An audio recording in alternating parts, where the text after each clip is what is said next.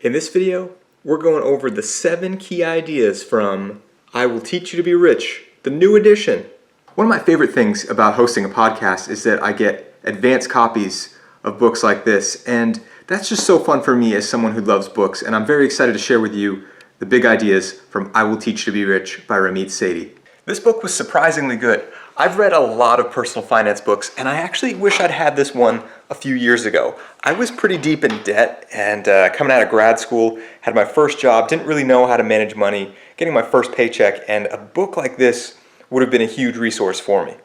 So the first key idea that Ramit wants you to know about this book is that it's new. He's trying to sell books and he wants new readers to know it's new. He cites right at the beginning, page 5, some ways that it's new. He talks about new money scenarios that people will confront, and that makes sense. Like, he's grown up. He's grown up, and so have his readers. He's gotten married. Probably a lot of his readers have too. So he's aiming for a different audience now. There will be new stories, so you have examples. You have people who have been through similar things that you have, which is actually really valuable in a finance book to see not just a list of ideas, but also someone saying, here's how I did this, here's how it worked out for me. And he mentions new tools, new investment options, new approaches, and I think this is really big. Something that he mentions later in the book is that he no longer uses mint.com because it was bought out by Intuit and it's become much more cumbersome to use. And I would totally agree. Mint.com was a huge factor in my own journey out of debt, and I've noticed that I don't use it anymore. Key idea number 2 is to optimize your credit cards. Ramit explains that that's where he likes people to start, even though a lot of finance books would say cut all the credit cards. Not Ramit. He's saying get your credit cards right. You can use them, you can build credit, and you can have them as an effective tool. Outlines some very specific steps for doing that on page 68. He talks about getting a credit report, setting up your credit cards, taking a couple hours, making sure that you're using them effectively, so setting up automatic payments for the thing with the largest rate of interest if you have credit card debt already, and if you've got debt, definitely to be paying it off aggressively, making a plan and then paying more as you can. Key idea number 3 is to optimize your banking, and this is something I hadn't given much thought to personally. I just kind of have bank accounts. I just have a savings account, a checking account, and those kind of things, but he cites strategies for breaking down these accounts specifically, putting them to use, setting aside things like an account for saving up for a big vacation or something, rather than just having this nebulous sense that there's going to be enough money in the savings account or that it's okay to pull from that when it is time.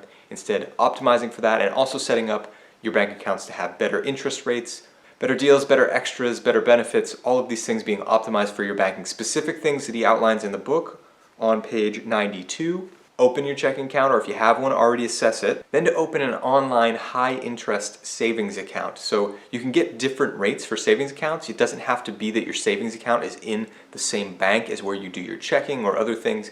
You can optimize for that by having a different entity that gives you a higher interest rate.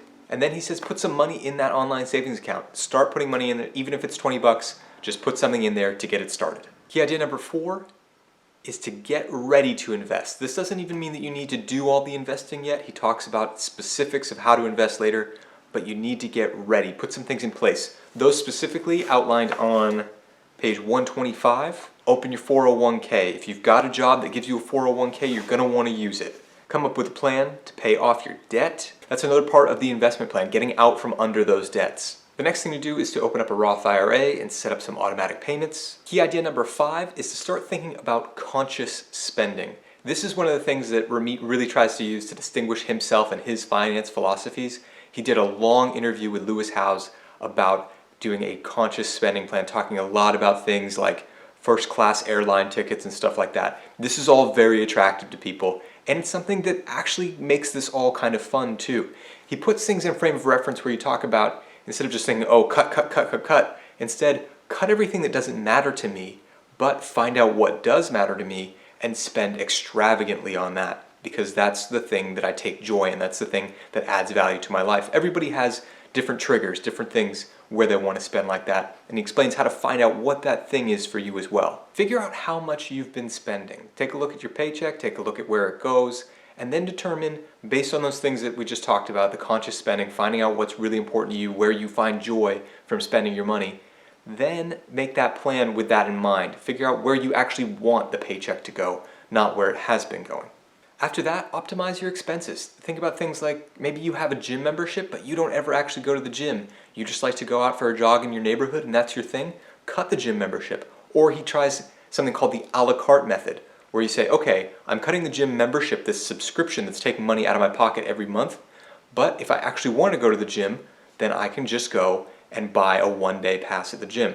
Same thing with something like Netflix and cable. Maybe instead just go a la carte. Just say, okay, when I want to stream a documentary that I'm really interested in, I'll pay for that a la carte instead of having these ongoing monthly subscriptions that eat into your spending. Then target the big wins. Target the things in your spending that are actually going to make a difference. Your housing costs, your food costs, your transportation costs. That makes a big difference. So find those big wins, those large portions of your spending, and find those places where you can make changes. And on this topic of conscious spending, he also suggests that you give 1 hour a week to maintaining it. Keep looking at it, keep checking it until you fine-tune it and it becomes habit. Key idea number 6 comes from a chapter called Save While You're Sleeping. This is all about automation. He has a beautiful flowchart. I love flowcharts. Right here, all circled up. But the idea is pretty simple. Really what it's about is linking up your accounts. You want to get things in a place where you know that as soon as your paycheck comes in, things are going to this account and that savings account and that retirement account, and you can spend from there. Very simple, but it's automatically going to the right place, and so you're automatically pulling things from the right spot. It takes out the decision making. The specific actionable steps for doing all of this are first to list all of your accounts in one place. Figure out where your money goes, what accounts you have, what options you have, and you want to know the banks that they're with, the passwords, everything you're going to need to work with those accounts. Then go ahead and link your accounts together. This could take a while. This could take a few days. He suggests 3 to 5 days for doing this, but give yourself the time to link them. And if you want a specific strategy about how to link them, that's going to be up to you personally what kind of accounts you want to set up. I suggest you read the book to get the finer details of how to do that exactly.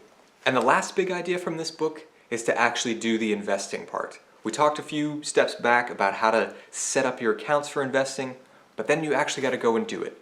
You want to figure out your investing style. This means how hands-on or hands-off do you want to be? And he gives some great strategies for very simple hands-off ways to do it, and a very persuasive case as to why you don't really want to be hands-on. It's pretty complicated to invest well when you think about all the professionals who are trying to do that and often don't be the market themselves. Once you know your style, then you want to do your research, actually figure out, okay, I want to do a pretty conservative system using index funds. Where am I going to do that? You go and you look at different places that have index funds. Maybe your current institution, maybe something like Vanguard. This should take a few hours. You really want to do your homework on this because it's going to make a big difference over the long run when you think about the decades you might have of doing this investment. Then go for it. Buy the funds. And keep in mind, when you open up one of these accounts, just by putting money into it doesn't mean that it's actually getting invested in anything that's going to grow more than cash. You need to go in, you need to set up the account, put money in there, and you also need to figure out what product you're getting in that account. So if you've got a Roth IRA, then in there you want to go and you look for the specific ticker symbol of the type of fund that you want to buy, and you buy that fund and keep buying that fund again and again. If you just put money into the Roth IRA, it could just sit there like cash. So those are the basics from the new edition of I Will Teach You to Be Rich by Ramit Sethi. I would recommend this book. I wasn't sure about it when I first got it. I've read a lot of personal finance books, and I wish I'd had this one a few years ago when I was getting out of debt. I think it makes a lot of sense. I think it's a great guideline, and he tells stories in a way that are accessible for people even if you are new to managing a lot of money. And it challenged me too. There were things in here that I hadn't thought about, even though I like to consider myself someone who's pretty educated on finance, who's put a lot of time and effort into making his own system. There were things in here that still challenged me to step up my game, and I'm grateful for that. So check it out. I'll put a link down in the description, and I'll catch you next time.